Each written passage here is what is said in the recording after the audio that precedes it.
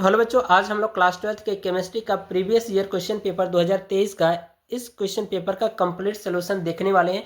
प्यारे बच्चों, इस पेपर का कंप्लीट सोल्यूशन इसलिए मैं प्रोवाइड कर रहा हूं क्योंकि जो आपके 2025 में जो मॉडल पेपर बना है केमिस्ट्री का, बिल्कुल सेम टू सेम इसी पैटर्न पर बना है। तो इसलिए प्यारे बच्चों, ये जो हमारा क्वेश्चन पेपर है काफ़ी इंपॉर्टेंट साबित होगा आपके लिए, क्योंकि यहाँ से 50% क्वेश्चन आपके बोर्ड के एग्जाम में जरूर 100% पूछे जाएंगे। तो प्यारे बच्चों, वीडियो शुरू करने से पहले यदि आप हमारे YouTube चैनल पर पहली बार आए होंगे तो चैनल को सब्सक्राइब कर लीजिए। वीडियो पूरा देखिए बच्चों। वीडियो यदि आपको पसंद आती है तो वीडियो को लाइक करिए और साथ ही साथ चैनल को सब्सक्राइब करना ना भूलिएगा। तो चलिए बच्चों, बिना किसी देरी के आज की वीडियो को हम लोग शुरू करते हैं। तो प्यारे बच्चों, यहाँ पर आप देख सकते हो कि पेपर का संकेतांक आपको दे रखा है 347 CF और ये पूर्णांक क्वेश्चन पेपर का कितना है, 70 नंबर का है।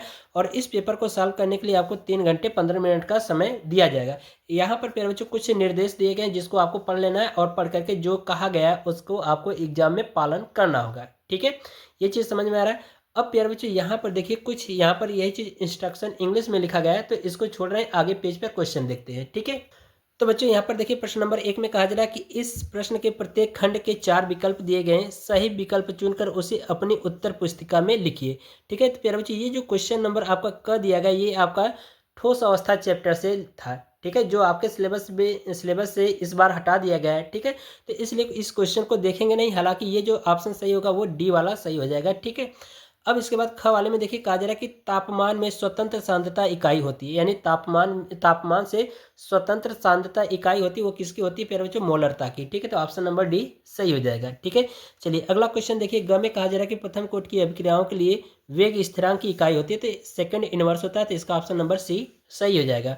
अब देखिए घ वाले में कहा जा रहा है कि बेंजल्डिहाइड से बेंजिल एल्कोहल प्राप्त होता है, किससे, तो कैनिजारो अभिक्रिया द्वारा होता है। ठीक है, तो प्यारे बच्चों, ये जितनी नेमिंग अभिक्रिया इन सभी को तैयार कर लेना, इन पर टिप्पणी लिखने के लिए आता है। कम से कम ये जो नेमिंग अभिक्रिया होती है आपके 15 नंबर से, यानी कि 10 से 15 नंबर तक के पूछे जाते हैं। ठीक है, तो इन सभी नेमिंग अभिक्रियाओं को तैयार कर लेना। ठीक है, चलिए अंगा वाला क्वेश्चन देखते हैं।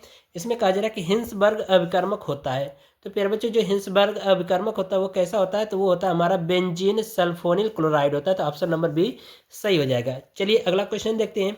इसमें कहा जा रहा है कि डीएनए में से कौन सा क्षारक डीएनए में, यानी कह रहा है कि निम्नलिखित में से कौन सा क्षारक डीएनए में उपस्थित नहीं होता है, तो प्यारे बच्चों यूरेसिल नहीं होता है, क्योंकि ये यूरेसिल किसमें होता है, आरएनए में होता है। बाकी ये सभी एडिनिन, ग्वानिन, थाइमिन और डीएनए में क्या होता है, साइटोसिन होता है। लेकिन आरएनए में क्या होता है, यूरेसिल होता है। तो इसमें कह रहा है कि डीएनए में उपस्थित नहीं होता, तो वो कौन उपस्थित नहीं होता है, तो यूरेसिल उपस्थित नहीं होता है, तो इसलिए ऑप्शन नंबर सी सही हो जाएगा।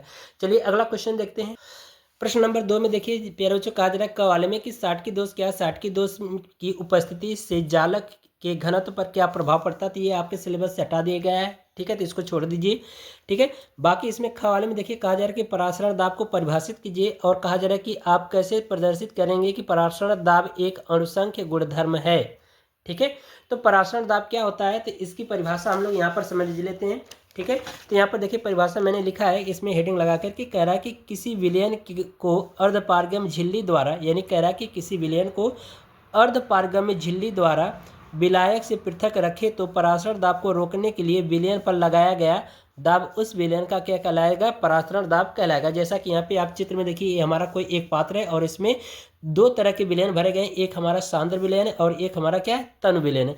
और इन दोनों विलयनों को किससे पृथककृत किया गया है, अर्धपारगम्य झिल्ली द्वारा पृथककृत किया गया है। ठीक है, तो प्यारे बच्चों यहाँ पर जो तनु विलयन होते हैं इनके जो कण होंगे, ठीक है, इनके जो कण होंगे ये क्या होंगे, यहाँ पर बहुत तेजी से गति करेंगे। और ये जो सांद्र विलयन इसके भी कण होंगे, लेकिन ये गति करेंगे लेकिन बहुत धीमे धीमे गति करेंगे और इस अर्धपारगम झिल्ली पर भी दाब डालेंगे, लेकिन यहाँ पर जो दाब होगा वो तनु विलयन के कणों का दाब ज़्यादा होगा। तो यानी कि इसका मतलब ये कह सकते हैं ये जो P1 है ये ज़्यादा होगा किसकी अपेक्षा, P2 की अपेक्षा ज़्यादा होगा।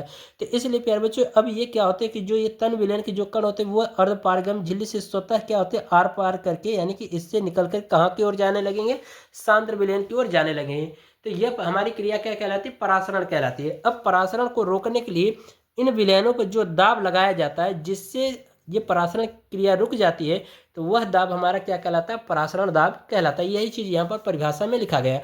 अब इसमें कहा गया कि ये हम कैसे सिद्ध करेंगे, जो परासरण दाब है वो एक अणुसंख्य गुणधर्म है। तो यहाँ पर देखो फार्मूला होता है परासरण दाब के लिए, यहाँ पर PV बराबर NRT, हालांकि कहीं कहीं NCERT बुक में पाई V यानी पाई V बराबर nRT ये लिखा जाता है। तो चाहे आप ये लिखिए चाहे ये लिखिए, कोई दिक्कत नहीं, ठीक है। तो हम क्या करेंगे, यहाँ से P का भाग करा देंगे तो ये हमारा क्या हो जाएगा, मोलों की संख्या हो जाएगी। मोलों की संख्या को हमने क्या किया, N से दर्शा दिया है।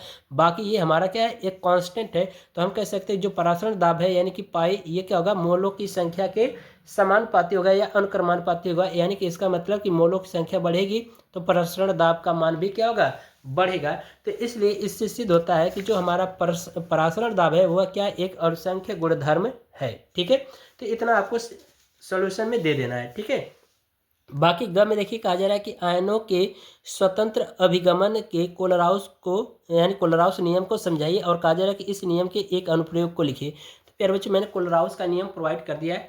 वीडियो का लिंक आपको डिस्क्रिप्शन बॉक्स में मिल जाएगा, वहाँ से देख सकते हैं, या फिर हमारे यूट्यूब चैनल के प्लेलिस्ट में जाइए, वहाँ से आप देख सकते हो, ठीक है। चलिए अगला क्वेश्चन देखते हैं। अगले क्वेश्चन में देखिए कहा जा रहा है कि द्रव रागी एवं कह रहा है कि द्रव रागी तथा द्रव विरागी कोलाइड को उदाहरण सहित समझाइए, ठीक है। तो प्यारे बच्चों, ये सिलेबस से हटा दिया गया है, ठीक है, इसको छोड़ दीजिए। बाकी अगला क्वेश्चन यहाँ पर 3 का क वाला भी ये आपके सिलेबस से हटा दिया गया है। बाकी यहाँ पर ये ख वाला देखिए, ये आंसर, ये क्वेश्चन जो है इंपॉर्टेंट है, आपके बोर्ड के एग्जाम में पूछा जा सकता है, ठीक है। अब इसमें आपको आंसर क्या लिखना है इसको समझ लेते हैं, ठीक है। तो प्यारे बच्चों, यहाँ पर देख रहे हो, कह रहा है कि जो H2O है वह कह रहा है कि एक द्रव है, जबकि H2S गैस है। क्यों? तो प्यारे बच्चों, जो हमारा हाइड्रोजन यानी जो H2O है, इनके बीच में क्या होता है, हाइड्रोजन बंध बनता है, ठीक है। हाइड्रोजन बंध बनता है, इसलिए ये कमरे के ताप पर क्या होता है, द्रव होता है। लेकिन ये जो H2S है, इनके कण क्या होते हैं, बहुत बड़े होते हैं। और जब बड़े होते हैं आकार में, तो इनके बीच में क्या होता है, हाइड्रोजन बंध नहीं बन पाता, इसलिए इनके अणुओं के मध्य क्या होता है, वांडर वाल्स बल कार्य करता है, जिसके कारण ये कमरे के ताप पर क्या होते हैं, गैस होते हैं, ठीक है। ये चीज़ आंसर आपका हो जाएगा, ठीक है। चलिए अगला क्वेश्चन देखिए, इसमें कहा जा रहा है कि उपसंयोजक यौगिकों के सूत्र नियमों के आधार पर, कह रहा है कि आईपीएससी नियमों के आधार पर लिखिए। यानी कि यहाँ पर जो दिया गया सूत्र या नाम लिखा गया है, इनका हमें आईपीएससी समीकरण या आईपीएससी सूत्र बनाना है, ठीक है। तो सब कुछ मैंने पढ़ा रखा है, वीडियो का लिंक आपको डिस्क्रिप्शन बॉक्स में मिल जाएगा, वहाँ से देख लेना। बाकी घ वाला क्वेश्चन देखिए, इसमें कहा जा रहा है कि प्रोटीन की प्राथमिक एवं द्वितीयक संरचना पर संक्षिप्त टिप्पणी लिखिए, ठीक है। तो इसको आइए मैं आपको सोल्यूशन दे देता हूँ, ठीक है। तो यहाँ पर देखिए लिखा गया है, मैंने हेडिंग लगा करके फर्स्ट पॉइंट में, प्रोटीन की प्राथमिक संरचना, ठीक है। तो प्रोटीन की प्राथमिक संरचना क्या है, इसमें देखिए लिखा गया है कि जब एमिनो अम्ल अपने स्थान से हट जाते हैं तथा उनके स्थान पर नए एमिनो अम्ल आकर के एक श्रृंखला का निर्माण करते हैं, तो यह संरचना प्रोटीन की प्राथमिक संरचना कहलाती है, ठीक है। ये आपको लिख देना है, संक्षिप्त टिप्पणी लिखना, तो इसलिए इतना बहुत है। अब इसके बाद दूसरी पॉइंट देखिए, हेडिंग मैंने लगाया है कि प्रोटीन की द्वितीयक संरचना, क्योंकि इसमें प्रश्न में आपसे प्यारे बच्चों कहा गया है कि प्राथमिक यानी प्रोटीन की प्राथमिक और द्वितीयक संरचना दोनों को बताना है। तो ये हमारी प्राथमिक संरचना हो जाएगी, ये द्वितीयक संरचना हो जाएगी, ठीक है। तो द्वितीय यानी प्रोटीन की द्वितीयक संरचना में देखिए कहा जा रहा है कि जब प्रोटीन की प्राथमिक संरचना आपस में जुड़कर एक विशेष प्रकार की संरचना बनाते हैं, तो उन्हें प्रोटीन की द्वितीयक संरचना कहते हैं। और ये 2 प्रकार के होते हैं, कौन कौन सा, पहला जो है आपका अल्फा हेलिक्स और दूसरा है बीटा प्लीटेड शीट, ठीक है। ये 2 तरह के क्या होते हैं, आपके प्रोटीन की संरचनाएं होती है, ठीक है। चलिए अगला क्वेश्चन देखते हैं। तो चौथा का क्वेश्चन देखेंगे बच्चों, इसमें देखिए कहा जा रहा है कि 298 केल्विन ताप पर निम्नलिखित सेल के लिए नेनर्स समीकरण लिखिए। ये आपको सेल अभिक्रिया दी गई है, इसको हमें क्या करना है, नेनर्स समीकरण लिखना है। और कह रहा है कि यदि उपरोक्त सेल का ईएमएफ यानी ई सेल का मान दे रखा 0.59 वोल्ट हो, तो मानक सेल यानी कि ईएमएफ ई नॉट सेल की गणना कीजिए, ठीक है। तो चलिए इसको हम लोग सबसे पहले नेनर्स समीकरण के रूप में इसको लिखते हैं, फिर इसके बाद इसको सॉल्व करेंगे, ठीक है। तो एक चीज़ यहाँ पर समझो, यहाँ पर देखो ये हमारा Ni है, और फिर इसके बाद ये जो क्रिया करके बनाया है बाद में कॉपर के साथ, ठीक है, वो क्या बनाया है, ये आपको बनाया है, ठीक है। तो चलिए इसको हम लोग थोड़ा सा विस्तार में लिखते हैं, ठीक है, क्वेश्चन को सॉल्व करेंगे। यहाँ पर देखो, इसमें प्रश्न में आपको जो अभिक्रिया दे रखा है सेल की, वो ये है Ni, ठीक है। और यहाँ पर एरो करके यानी कि ये आपका एनोड बनाया है, ठीक है। ये हो जाएगा Ni+2। फिर इसके बाद यहाँ पर आपको दे रखा है इसकी जो सांद्रता है, यानी कि यहाँ पर दे रखा है 0.01 मोलर, ये दे रखा है। और यहाँ पर आपका क्या लगा दिया है, ये लवर सेत का चिन्ह होता है, ठीक है, ये हो गया। और यहाँ पर दे रखा है Cu पर +2 आयन, और यहाँ पर इसकी मोलरता दे रखा है 0.1 मोल, ठीक है। और यहाँ पर कैथोड लगाया, यहाँ पर हो जाएगा कॉपर। ठीक है, ये अभिक्रिया दे रखा है। तो अब प्यारे बच्चों इसमें हम लोग सबसे पहले ऑक्सीकरण और अपचयन पहचान लेते हैं कि ऑक्सीकरण और अपचयन होता क्या है। ठीक है, तो बच्चों इसको चलिए सॉल्व करते हैं। यहाँ पर लिखेंगे सॉल्व। ठीक है, तो सबसे पहले यहाँ पर लिखेंगे Na। ठीक है, फिर प्लस यहाँ से आप लिख लेंगे कॉपर पर +2 आयन। ठीक है, ये जो हमारा हो जाएगा कॉपर पर +2 आयन, फिर एरो का चिन्ह दे दीजिए, फिर ये हो जाएगा आपका Na+2 आयन और +Cu। ये हमारी एक अभिक्रिया हो गई। अब यहाँ पर देखो, यहाँ पर निकिल पर एक भी आयन है, लेकिन यहाँ पर कितना आयन है, 2 है। तो यहाँ पर इलेक्ट्रॉन या आयनों की संख्या में क्या हो रही है, वृद्धि हो रही है। तो इसलिए यहाँ पर क्या होगा, ऑक्सीकरण, और ऑक्सीकरण किस पे होता है, एनोड पर होता है। ठीक है, और यहाँ पर देख रहे हो 2 इलेक्ट्रॉन है या 2 आवेश इस पे है, लेकिन यहाँ पर एक भी नहीं है। तो इसका मतलब इधर क्या हो गया, कमी हो गया। तो यहाँ पर कमी हो रहा है प्यारे बच्चों, तो इसका मतलब यहाँ पर क्या होगा, अपचयन होगा। ठीक है, अपचयन किस पे होता है, हमारा कैथोड पर होता है। ठीक है, कैथोड पर होता है, ये चीज़ हो रहा है। और यहाँ पर देख लो कितने कितने इलेक्ट्रॉनों की कमी हो रही थी, इसलिए 2 इलेक्ट्रॉनों की, तो ये हो जा रहा है आपका n बराबर 2। ठीक है, चलिए इसको सॉल्व करते हैं। तो यहाँ पर देखिए नेनर्स समीकरण से इसको सॉल्व करेंगे। तो यहाँ पर लिखेंगे नेनर्स समीकरण से, नेनर्स समीकरण से।